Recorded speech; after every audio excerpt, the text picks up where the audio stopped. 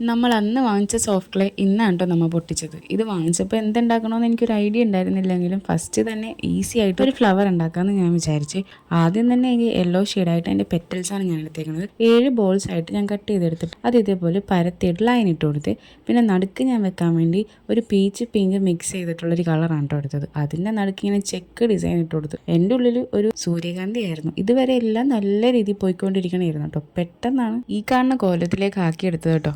വേറെ ആരുമല്ല, എൻ്റെ കുഞ്ഞിപ്പെണ്ണ് തന്നെയാണ്. ചേച്ചി എന്താണ് വീഡിയോ ഇടാത്തതെന്നുള്ള കാരണം ഇപ്പം മനസ്സിലായല്ലോ. എല്ലാ ദിവസവും വീഡിയോ എടുക്കണമെന്ന് എനിക്ക് ആഗ്രഹം ഉണ്ടടാ, പക്ഷേ ഈ കുഞ്ഞിപ്പെണ്ണ് എൻ്റെ പുറകെ തന്നെ ആയിരിക്കും. പ്രത്യേകിച്ച് ക്ലേ ആർട്ടൊക്കെ ചെയ്യുമ്പോൾ ഇയാൾ എവിടെയെങ്കിലും ഇരുത്താതെ എനിക്കൊന്നും ചെയ്യാനേ പറ്റത്തില്ല. അങ്ങനെ ഞാൻ ഒരു കണക്കിന് ആ പൂവിന് ആ ഒരു കോലത്തിലേക്ക് ആക്കിയിട്ടുണ്ടേ. ഇപ്പം നിങ്ങൾ കേട്ട ആ ശബ്ദവും എൻ്റെ കുഞ്ഞിന് തന്നെയാണ് കേട്ടോ. അങ്ങനെ നമ്മൾ ഇതിൻ്റെ ലീവ്സായിട്ടും സ്റ്റെമ്മായിട്ടും എടുത്തേക്കുന്നത് ഗ്രീൻ കളറാണ് കേട്ടോ. ഞാനതൊരു ലൈറ്റ് ഷെയ്ഡ് ആക്കാൻ വേണ്ടിയാണ് വൈറ്റിൻ്റെ ഒപ്പം മിക്സ് ചെയ്തത്. പക്ഷേ എന്നിട്ട് എനിക്ക് ആ കളർ തന്നെയാണ് കേട്ടോ കിട്ടിയത്. അത് സ്റ്റെമ്മിന് ഞാൻ സപ്പോർട്ടിന് കൊടുത്തേക്കുന്നത് ബാർബി സ്റ്റിക്കാണ് കേട്ടോ. പിന്നെ ഞാൻ ഇതേപോലെ 2 ലീവ്സ് ഉണ്ടാക്കിയിട്ടുണ്ട്.